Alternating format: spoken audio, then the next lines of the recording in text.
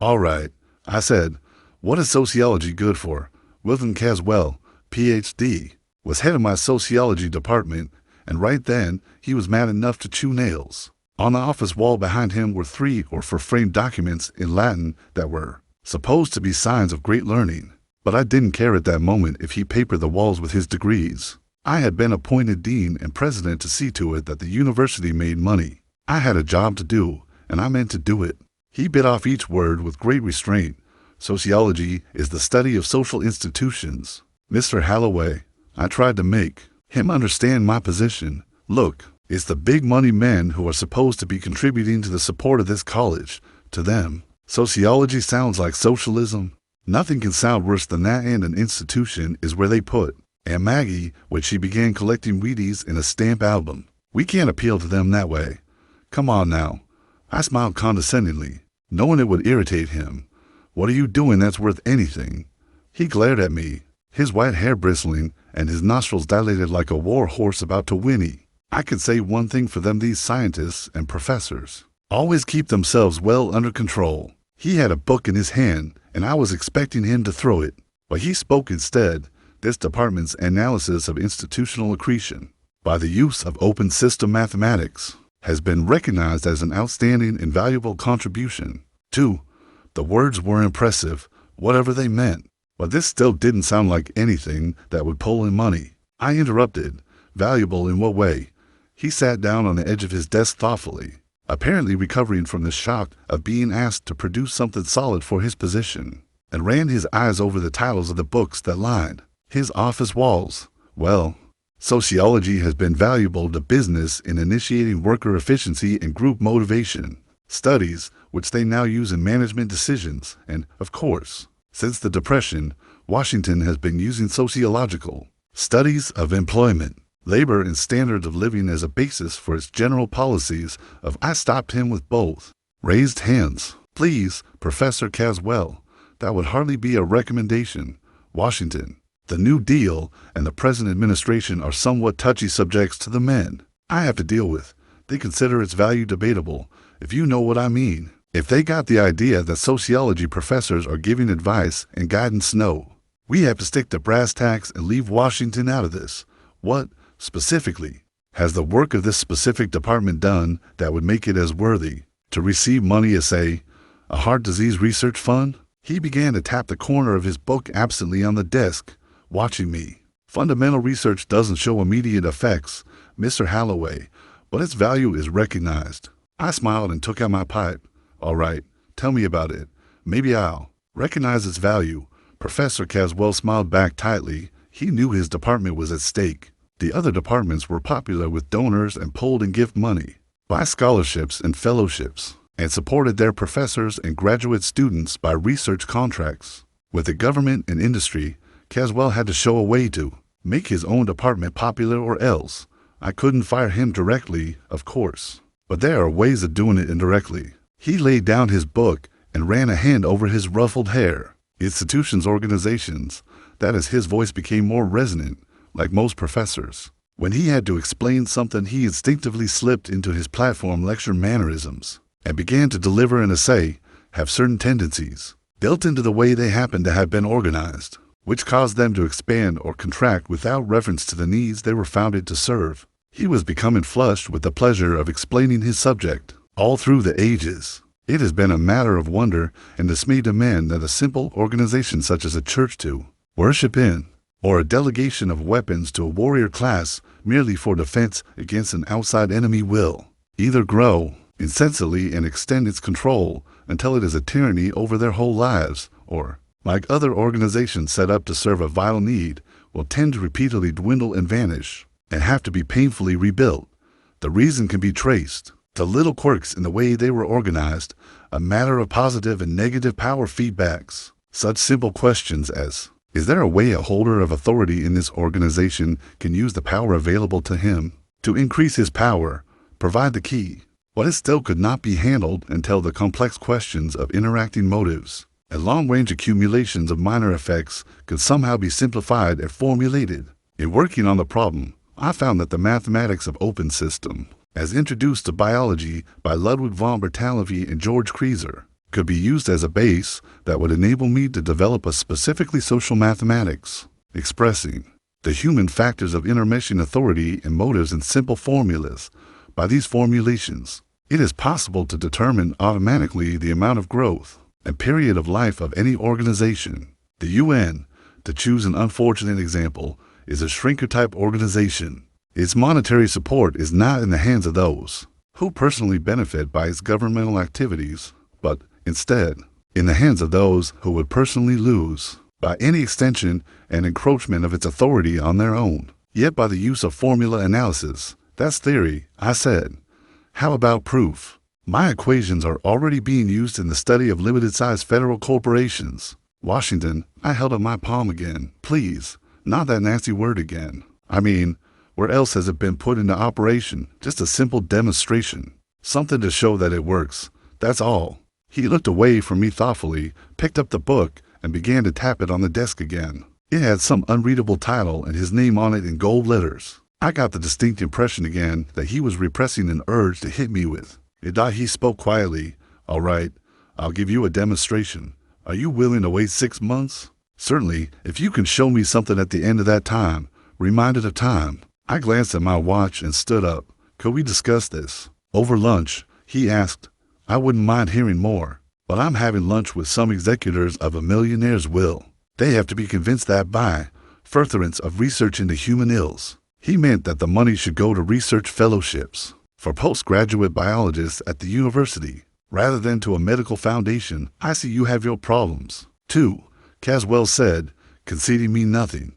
He extended his hand with a chilly smile. Well, good afternoon, Mr. Halloway.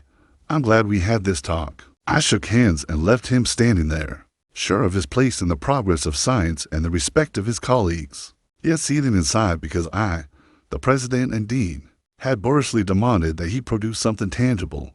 I frankly didn't give a hoot if he blew his lid. My job isn't easy. For a crumb of favorable publicity and respect in the newspapers, and an annual ceremony in a silly costume, I spend the rest of the year going hand in hand, asking politely for money at everyone's door, like a well-dressed panhandler, and trying to manage the university on the dribble I get. As far as I was concerned, a department had to support itself or be cut down to what student tuition pays for, which is a handful of overcrowded courses taught by an assistant lecturer. Caswell had to make it work or get out. But the more I thought about it, the more I wanted to hear what he was going to do for a demonstration.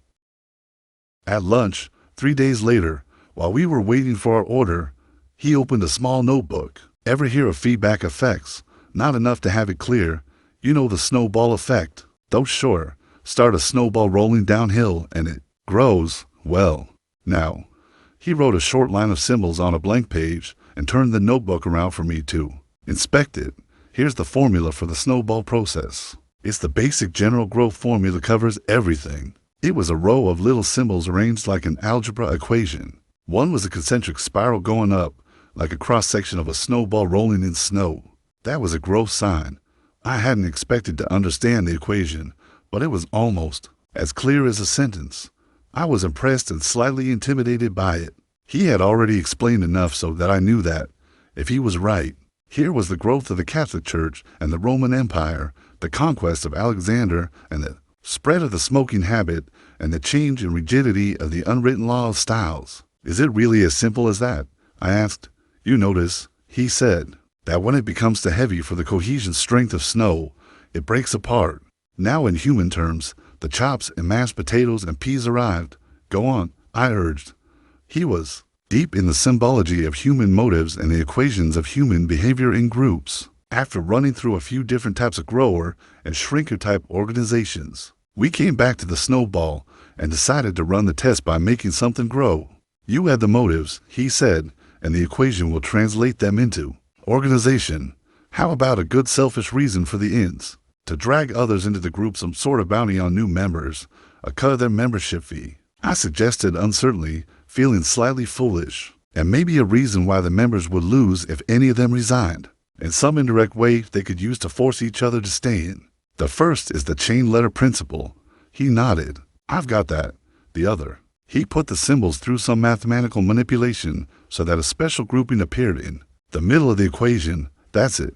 Since I seemed to have the right idea, I suggested some more, and he added some, and juggled them around in different patterns. We threw out a few that would have made the organization too complicated, and finally worked out an idyllically simple and deadly little organization setup, where joining had all the temptation of buying a sweepstakes ticket. Going in deeper was as easy as hanging around a racetrack, and getting out was like trying to pull free from a Malayan thumb trap. We put our heads closer together and talked lower, picking the best place for the demonstration. Abington, how about Waukesha? I have some student sociological surveys of it already. We can pick a suitable group from that. This demonstration has got to be convincing. We'd better pick a little group that no one in his right mind would expect to grow.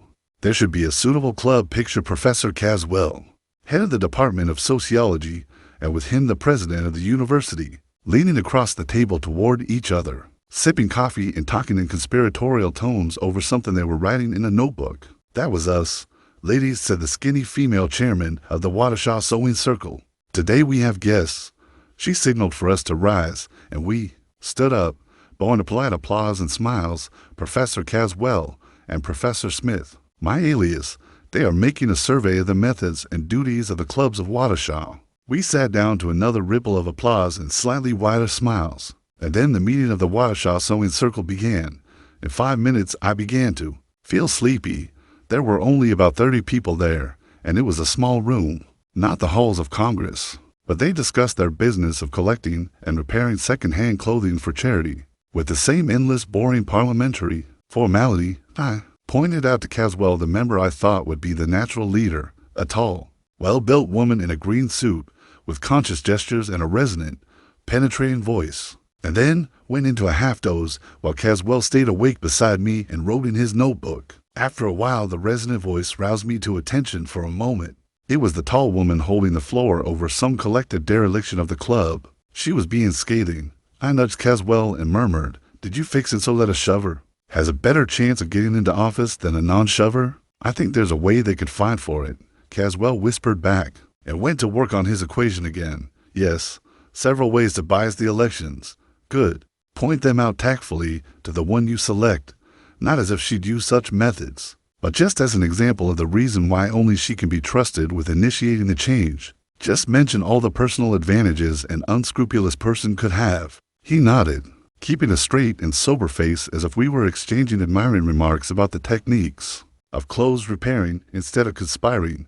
After the meeting, Caswell drew the tall woman in the green suit aside and spoke to her confidentially, showing her the diagram of organization we had drawn up. I saw the responsive glitter in the woman's eyes and knew she was hooked. We left the diagram of organization and our typed copy of the new bylaws with her and went off soberly, as befitted, to social science experimenters. We didn't start laughing until our car passed the town limits and began to climb for University Heights, if Caswell's equations meant anything at all. We had given that sewing circle more growth drives than the Roman Empire. For months later, I had time out from a very busy schedule to wonder how the test was coming along. Passing Caswell's office, I put my head in. He looked up from a student research paper he was correcting. "Caswell, about that sewing club business, I'm beginning to feel the suspense. Could I get an advance report on how it's coming? I'm not following it. We're supposed to let it run the full 6 months, but I'm curious. Could I get in touch with that woman? What's her name? Searles, Mrs. George Searles. Would that change the results? Not in the slightest. If you want a graph, the membership rise, it should be going up in a log curve, probably doubling every so often." I grinned. "If it's not rising, you're fired." He grinned back. "If it's not rising, you won't have to fire me. I'll burn my books and shoot myself." I returned to my office and put in a call to Waukesha. While I was waiting for the phone to be answered, I took a piece of graph paper and ruled it off into 6 sections, one for each month. After the phone had rung in the distance for a long time, a servant answered with a bored drawl. "Mrs. Searles' residence." I picked up a red gummed star and lit it. "Mrs. Searles, please. She's not in just now. Could I take a message?" I placed the star at the 30 line in the beginning of the first section.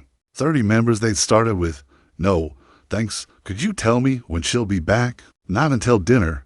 She's at the meeting the sewing club." I asked. "No, sir, not that thing.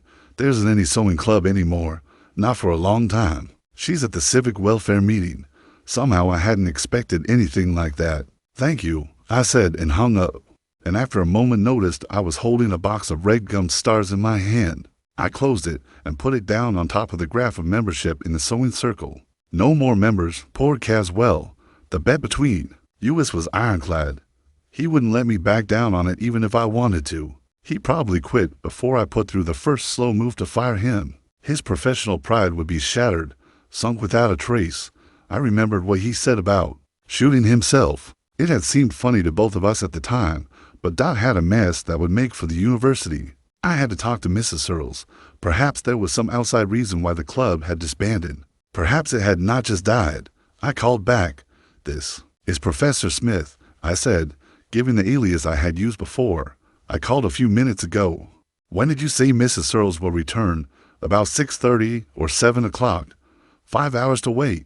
And what if Caswell asked me what I had found out? In the meantime, I didn't want to tell him anything until I had talked it over with that woman Searles first. "Where is this civic welfare meeting?" She told me. 5 minutes later, I was in my car, heading for Waukesha, driving considerably faster than my usual speed and keeping a careful watch for highway patrol cars as the speedometer climbed.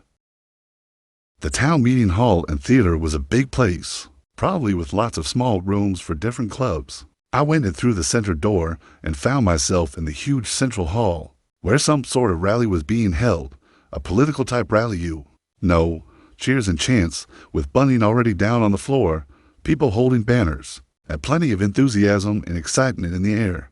Someone was making a speech up on the platform. Most of the people there were women. I wondered how the Civic Welfare League could dare hold its meeting at the same time as a political rally that could pull its members away. The group with Mrs. Searles was probably holding a shrunken and almost memberless meeting somewhere in an upper room. There probably was a side door that would lead upstairs. While I glanced around, a pretty girl usher put a printed bulletin in my hand, whispering, "Here's one of the new copies." As I attempted to hand it back, she retreated. "Oh, you can keep it. It's the new one. Everyone's supposed to have it. We've just printed up 6,000 copies to make sure there'll be enough to last." The tall woman on the platform had been making a driving, forceful speech about some plans for rebuilding Waukesha's slum section. It began to penetrate my mind dimly as I glanced down at the bulletin in my hands. Civic Welfare League of Waukesha, the United Organization of Church and Secular Charities. That's what it said. Below began the rules of membership. I looked up. The speaker, with a clear, determined voice and conscious, forceful gestures, had entered the home stretch of her speech and appealed to the civic pride of all citizens of Waukesha, with a bright and glorious future potentially without poor, and without uncared for ill potentially with no ugliness, no vistas which are not beautiful, the best people in the best plan town, in the country, the jewel of the United States. She paused and then leaned forward intensely, striking her clenched hand on the speaker's stand with each word for emphasis. "All we need is more members. Now get out there and recruit." I finally recognized Mrs. Searles as an answering sudden blast of sound half deafened me. The crowd was chanting at the top of its lungs, "Recruit, recruit." Mrs. Searles stood still at the speaker's table, and behind her, seated in a row of chairs, was a group that was probably the board of directors. It was mostly women, and the women began to look vaguely familiar, as if they could be members of the sewing circle. I put my lips close to the ear of the pretty usher while I turned over the stiff printed bulletin. On a hunch. "How long has the league been organized?" On the back of the bulletin was a constitution. She was cheering with the crowd, her eyes sparkling. "I don't know," she answered between cheers. "I only joined 2 days ago. Isn't it wonderful?" I went into the quiet outer air and got into my car with my skin prickling. Even as I drove away, I could hear them. They were singing some kind of organization song with the tune of Marching Through Georgia. Even at the single glance I had given it, the Constitution looked exactly like the one we had given the Waukesha Sewing Circle. All I told Caswell when I got back was that the Sewing Circle had changed its name and the membership seemed to be rising. Next day, after calling Mrs. Searles, I placed some red stars on my graph for the first 3 months. They made a nice curve, rising more steeply as it reached the 4th month. They had picked up their first increase in membership simply by amalgamating with all the other types of charity organizations in Waukesha, changing the club name with each fusion, but keeping the same constitution, the constitution with the bright promise of advantages as long as there were always new members being brought in. By the 5th month, the league had added a mutual babysitting service and had induced the local school board to add a nursery school to the town service so as to free more women for league activity. But charity must have been completely organized by then, and expansion had to be in other directions. Some real estate agents evidently had been drawn into the whirlpool early. Along with their ideas, the slum improvement plans began to blossom and take on a tinge of real estate planning later in the month. The first day of the 6th month, a big two-page spread appeared in the local paper of a mass meeting, which had approved a full-fledged scheme for slum clearance of Waukesha's Shacktown section, plus plans for rehousing, civic building, and rezoning, and good prospects for attracting some new industries to the town. Industries which had already been contacted and seemed interested by the privileges offered, and with all this, an arrangement for securing and distributing to the club members alone most of the profit that would come to the town, in the form of a rise in the price of building sites and a boom in the building industry. The profit distributing arrangement was the same one that had been built into the organization plan for the distribution of the small profits of membership fees and honorary promotions. It was becoming an openly profitable business. Membership was rising more rapidly now. By the 2nd week of the 6th month, news appeared in the local paper that the club had filed an application to incorporate itself as the Waukesha Mutual Trade and Civic Development Corporation, and all the local real estate promoters had finished joining en masse. The mutual trade part sounded to me as if the Chamber of Commerce was on the point of being pulled in with them, ideas, ambitions, and all. I chuckled while reading the next page of the paper, on which a local politician was reported as having addressed the club with a long flowery oration on their enterprise, charity, and civic spirit. He had been made an honorary member. If he allowed himself to be made a full member with its contractual obligations and its laws. If the politicians went into this, too, I laughed, filing the newspaper with the other documents on the Waukesha test. These proofs would fascinate any businessman with the sense to see where his bread was buttered. A businessman is constantly dealing with organizations, including his own, and finding them either inert, cantankerous, or both. Caswell's formula could be a handle to grasp them with. Gratitude alone would bring money into the university in carload lots. The end of the 6th month came. The test was over, and the end reports were spectacular. Caswell's formulas were proven to the hilt. After reading the last newspaper reports, I called him up. Perfect, Wilt, perfect. I can use this Waukesha thing to get you so many fellowships and scholarships and grants for your department that you'll think it's snowing money. He answered somewhat disinterestedly. I've been busy working with students on their research papers and marking tests, not following the Waukesha business at all. I'm afraid. You say the demonstration went well and you're satisfied. He was definitely putting on a chill. We were friends now, but obviously he was still peeved whenever he was reminded that I had doubted that his theory could work. He was using its success to rub my nose in the realization that I had been wrong. A man with a string of degrees after his name is just as human as anyone else. I had needled him pretty hard that first time. I'm satisfied, I acknowledged. I was wrong.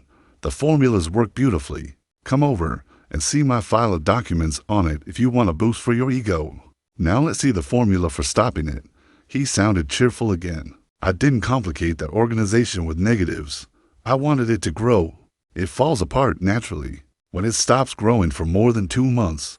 It's like the great stock boom before an economic crash. Everyone in it is prosperous as long as the prices just keep going up and new buyers come into the market, but they all knew what would happen if it stopped growing. You remember, we built in as one of the incentives that the members know they are going to lose if membership stops growing. Why, if I tried to stop it now, they'd cut my throat. I remember the drive and frenzy of the crowd in the one early meeting I had seen. They probably would. No, he continued. We'll just let it play out to the end of its tether and die of old age. When will that be? It can't grow past the female population of the town. There are only so many women in Waukesha, and some of them don't like sewing. The graph on the desk before me began to look sinister. Surely Caswell must have made some provision for you underestimate their ingenuity. I said into the phone, since they wanted to expand, they didn't stick to sewing. They went from general charity to social welfare schemes to something that's pretty close to an incorporated government. The name is now the Waukesha Mutual Trade and Civic Development Corporation. and they're filing an application to change it to civic property pool and social dividend. Membership contractual, open to all. That social dividend sounds like a technocrat. Climbed on the bandwagon, eh? While I spoke, I carefully added another red star to the curve above the 1,000-member level. Checking with the newspaper that still lay open on my desk. The curve was definitely some sort of log curve now, growing more rapidly with each increase. Leaving out practical limitations for a moment, where does the formula say it will stop? I asked. When you run out of people to join it, but after all, there are only so many people in Waukesha. It's a pretty small town. They've opened a branch office in New York, I said carefully into the phone a few weeks later. With my pencil, very carefully, I extended the membership curve from where it was then. After the next doubling, the curve went almost straight up and off the page, allowing for a lag of contagion from one nation to another. Depending on how much their citizens intermingle, I give the rest of the world about 12 years. There was a long silence while Caswell probably drew the same graph in his own mind. Then he laughed weakly. Well, you asked me for a demonstration. That was as good an answer as any. We got together and had lunch in a bar, if you can call it lunch. The movement we started will expand by hook or by crook, by seduction or by bribery or by propaganda or by conquest, but it will expand. And maybe a total world government will be a fine thing until it hits the end of its rope. In 12 years or so, what happens then? I don't know, but I don't want anyone to pin that on me. From now on, if anyone asks me, I've never heard of Waukesha.